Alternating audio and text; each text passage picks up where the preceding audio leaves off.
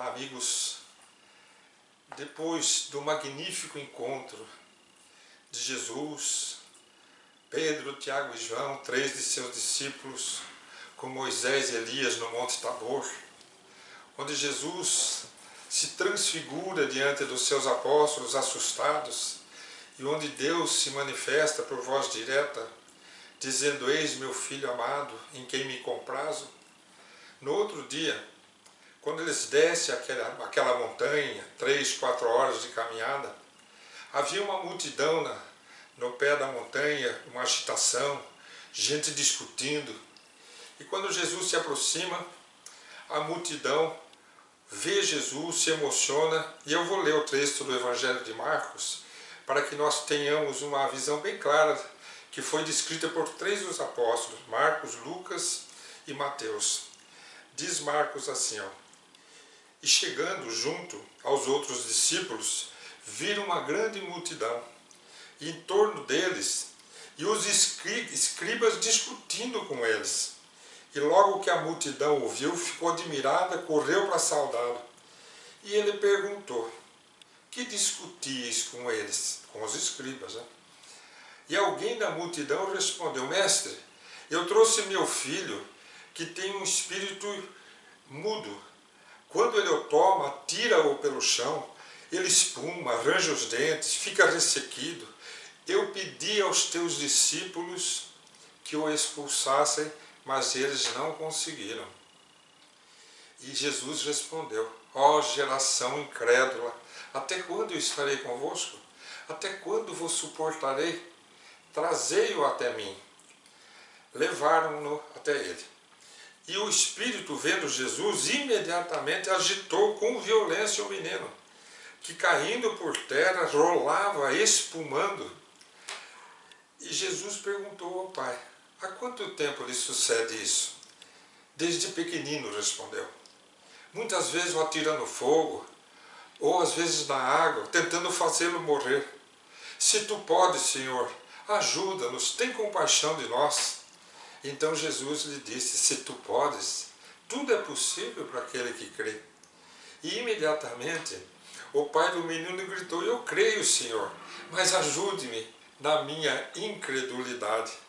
E vendo Jesus que a multidão afluía, conjurou severamente o espírito impuro, dizendo: espírito surdo e mudo, eu te ordeno, deixe esse jovem, nunca mais entre neles. E gritando, agitando violentamente, o espírito saiu. E o menino ficou caído no chão como morto. De modo que muitos diziam que ele tinha morrido. Mas Jesus, porém, tomando-o pela mão, ergueu e ele se levantou. E ao entrar em casa, aqui não diz que casa de quem que é. Ao entrar em casa, os discípulos, a sós com Jesus, perguntaram: mestre, por que nós não pudemos expulsá-los? E Jesus responde. Aí é interessante a gente colocar duas versões, a de Marcos e a de Lucas. Porque em Lucas ele diz assim: porque por causa da falta da vossa fé, se tivesses a fé do tamanho de uma semente de mostarda, dirias a esta montanha: passa-te daqui para lá, e ela passaria. E aqui está escrito aqui em Marcos: e porque essa espécie de espírito, para certa casta de espírito, é necessário muito jejum e oração. Então Jesus dá 2 respostas para os discípulos. Uma onde ele vai falar pela fraqueza da vossa fé, que se fosse do tamanho de uma mostarda seria o suficiente para ter afastado o espírito. E a outra ele fala que é por causa do tipo de espírito que está envolvendo o jovem. Nós vamos conversar hoje então sobre esse texto. Primeiro nós vamos falar sobre o diálogo de Jesus com o Pai. Veja que interessante. Quando Jesus se aproxima, que o Pai grita no meio da multidão dizendo, e ele pede, suplica a Jesus: Senhor, socorre o meu filho. Então aí nós já percebemos o amor do Pai pelo Filho. E quando Jesus olha para aquela criança que está tomada por um espírito impuro, Jesus, ele não vai mostrar seu poder. Ele vai conversar com o Pai. Ele faz um atendimento fraterno com aquele Pai. E olha para o pai e começa a conversar. Desde quando ele sofre isso? Mostrando a sua atenção para com o pai. Desde quando ele sofre isso? E o pai responde, desde pequenininho. Então são anos de sofrimento. Então Jesus pede que traga, o Espírito tenta envolver, e Jesus ouve o apelo do pai dizendo assim, Senhor, se tu podes, e Jesus fala, todo aquele que crê pode. Então o que Jesus oferece ao pai? Oferece ao pai a fé. Então a receita para a pessoa que está buscando o socorro espiritual, creia. Creia que você possa ser ajudado e você será ajudado. Então a orientação de Jesus fica bem clara aqui nesse texto. O atendimento fraterno, dar atenção e falar da fé. Quando Jesus vai falar com os apóstolos, a conversa já é outra, porque os apóstolos não são aqueles que estão recebendo socorro. Os apóstolos são os trabalhadores daquela hora que estão oferecendo socorro. Então Jesus não pede apenas a fé. Jesus vai pedir a fé e a ascendência moral sobre os espíritos inferiores. Então quando os apóstolos, da casa para onde eles foram, perguntam a Jesus, Mestre, por que nós não conseguimos afastar? Então primeiro ele fala na fé, pela fraqueza da vossa fé. Então Jesus está convocando os seus trabalhadores, os seus apóstolos e discípulos, para fortalecerem a sua fé, o que eles viriam fazer ao longo dos anos trabalhando para Jesus, depois que Jesus deixa a terra, deixa o convívio deles. De maneira que no final da vida de cada um, a fé de cada apóstolo, de cada discípulo está multiplicada. Mas naquela hora faltou fé. Mas Jesus faz uma colocação interessante. Ele fala do tipo do espírito. Mas para certa casta de espírito é necessário muito jejum e oração. E aí entra o Consolador prometido, o Espírito da Verdade, que vem nos explicar essa questão do tratamento dos envolvimentos espirituais, que nós chamamos no Espiritismo as obsessões. Neste caso, uma obsessão característica, classificada por Allan Kardec como subjugação, que é o domínio que o espírito toma sobre a vontade de uma criatura. Um espírito sempre inferior, porque um espírito superior não vai constranger ninguém a fazer nada. E naquele sofrimento, então, nós vamos encontrar as propostas que o Espiritismo, os espíritos superiores apresentam a Allan Kardec para tratamentos das obsessões dessa natureza, onde nós temos que procurar o auxílio de terceiros que tenham ascendência moral sobre o espírito, tem que ser pessoa de bem, tem que ser um homem de bem, tem que ser uma pessoa vivenciada no exercício do cristianismo, no exercício da bondade, no exercício da caridade, porque sem superioridade moral, ninguém consegue afastar espírito. Nós temos um texto no Atos dos Apóstolos muito interessante, que eu vou mostrar para vocês, que nos apresenta um quadro.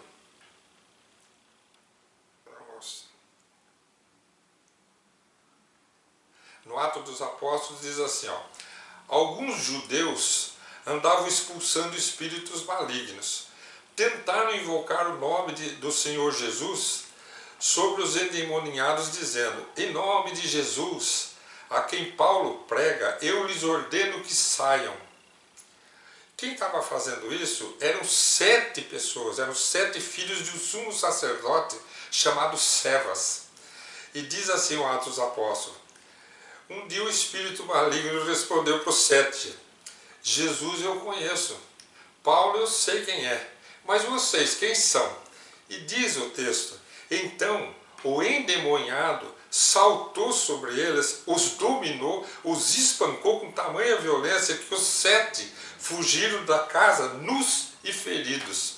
Então vejam bem, eles não tinham ascendência moral sobre aquela entidade, de tal maneira que a entidade, envolvendo aquela pessoa que estava endemoniada, ainda deu uma surra naqueles 7, gente, que saíram de lá, todos machucados, está no Atos dos Apóstolos, do capítulo, se eu não me engano, 14.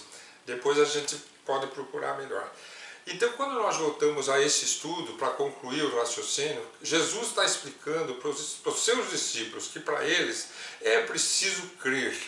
e que basta a fé do tamanho de um grão de uma mostarda para dizer a uma montanha, passa daqui para lá. Tanto que essa frase ficou muito conhecida, virou popular. A fé remove montanhas, a gente fala, né? Por causa desse ensinamento de Jesus, que é um ensinamento, segundo Allan Kardec, o Evangelho segundo o Espiritismo, capítulo 19, com esse título, A Fé Remove Montanhas, ele explica que é uma figura alegórica para remover obstáculos, que a gente pode tirar os obstáculos da vida que surjam, desde que acreditemos. Busquemos os recursos lícitos adequados, mas acreditemos. Um exemplo bem claro da ascendência moral, para encerrarmos nossa reflexão de hoje, nós vamos encontrar no livro No Mundo Maior, onde nós vamos encontrar um quadro nítido de uma obsessão severa, onde duas pessoas que viveram na mesma existência, eles estavam, que era Camilo e Pedro. Camilo era o patrão de Pedro. Pedro, desde jovenzinho, trabalhou numa empresa, numa loja de quinquilharia, segundo André Luiz, e ele cresceu lá dentro da loja. Um dia subiu na mente dele o desejo de se tornar mais poderoso, e ele resolveu cobrar do seu patrão, que era quase um pai para ele, que dava tudo que ele precisava, pagava estudo, dava roupas além do salário, cobrar aqueles anos de serviço. E aquele senhor, o seu Camilo, disse para ele: não, eu não lhe devo nada, eu sempre te ajudei, sempre paguei seu salário. Eu não devo para trás, mas se você quiser eu posso te ajudar mais aqui para frente. Mas o jovem estava muito cheio de planos, ele foi se irritando e os dois começaram a discutir e entraram numa contenda mais severa. E sem que fosse algo programado, o jovem acabou tirou a vida do seu patrão. Quando ele percebeu o desastre que já estava feito, não tinha mais o que fazer, o que ele fez? Ele foi no cofre, tirou aquele dinheiro que ele achava que lhe pertencia, deixou o resto do dinheiro no cofre, saiu da loja, trancou tudo como se nada tivesse acontecido, e no outro dia de manhã simulou que chegou lá e achou algo estranho, chamou um guarda, foram lá abrir a loja e encontraram o corpo do seu patrão tombado, sem vida. Ninguém descobriu que foi ele. Ele nunca teve paz na consciência, o remorso ficou dentro dele, e o ódio do Camilo, daquele senhor, fez com que os dois nunca mais se afastassem. Ele pegou aquela parte do dinheiro que ele roubou, foi viver numa cidade grande, casou-se, teve 5 filhos, e o ódio daquele espírito não deixava com que os dois se desvinculassem. E ele foi adoecendo. Quando André Luiz conheceu Pedro, que já estava em idade adulta, Pedro estava internado no hospital. Ele entra junto com Calderaro, o seu orientador, que é do livro No Mundo Maior. Quando ele chega, ele vê aquela cena bastante negativa. Um jovem perdendo toda a vitalidade, um adulto, né, perdendo toda a vitalidade no leito de um hospital, e nos pés da cama um espírito cheio de ódio, de tal maneira vinculado àquele jovem, que as energias dos dois se confundiam. E nesse momento, o Calderaro, o orientador de André, pede a André que dê um passe naquele enfermo encarnado. E ele vai dar o passe no desencarnado, ou vice-versa. E eles começam a aplicar os passes até que aquele enfermo deixa o corpo entra numa sedação, dorme, e deixa o corpo e vê o espírito que odeia ali do lado da cama. E os dois começam a discutir. E André então espera que Calderaro, que é um espírito nobre, comece a dialogar com os dois, doutrine os dois, esclareça os dois. E Calderaro fica em silêncio. Então André pergunta: você não vai interferir? E Calderaro diz para André exatamente o que Jesus disse para os apóstolos: André, para certo tipo de espíritos é preciso muito amor. Nem eu e nem você temos esse amor para oferecer a esses dois. Mas aguarde que o socorro já está chegando. E aí então, neste capítulo do livro, que eu deixei anotado aqui na última página, aparece a página dizendo assim: nesse momento, alguém assomou à porta de entrada. Era uma sublime mulher. Nos olhos expandia-lhes um brilho meigo e enternecedor. É a irmã Cipriana, portadora do divino amor fraternal que ainda Calderaro e André não tinham adquirido. André, não seria justo afastar, dialogar com os dois? André, para certa casta de espírito é necessário muito jejum e oração. Cipriana chega irradiando amor, e depois de um diálogo com aqueles dois espíritos, abraça um, depois abraça o outro, coloca junto ao seu colo e diz assim: meus filhos, vocês ainda estão discutindo? E aí pede a Calderaro que conduza Camilo para um lugar, pede a André que ajude a conduzir Pedro para o seu lar, e começa o processo então da desobsessão espiritual. Aprendamos com Jesus, entendamos Jesus com a doutrina dos Espíritos. Jesus nos abençoe.